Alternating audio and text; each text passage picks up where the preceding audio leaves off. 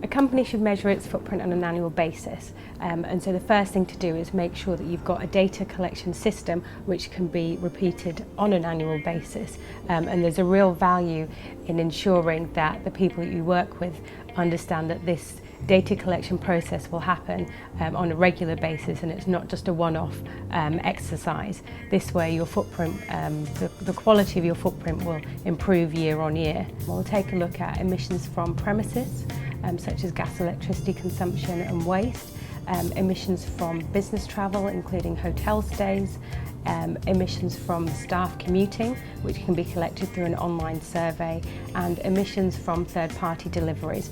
So that information can be collected directly from the supplier, either in terms of fuel used on the deliveries or the weight of the deliveries themselves. So one of the first things that a company needs to do once they've got their carbon footprint is set an achievable reduction target, which may be, for example, reducing your carbon footprint by 10%.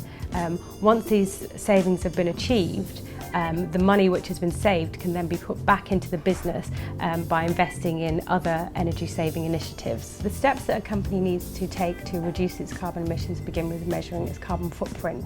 For large businesses, the next step is to make sure that you've got senior management buy-in to support any carbon reduction initiatives. And then for home workers and smaller businesses, the next step is to make sure that you are using the building in the most appropriate way, so it's fit for purpose. And that can be looking at things like making sure that lighting is efficient, so whether you can replace old energy inefficient lights, and making sure that the building is well insulated, and making sure that the boiler is working, is maintained on a regular basis. And you can also look at things like lowering the heating just by a couple of degrees, which will make an impact as well.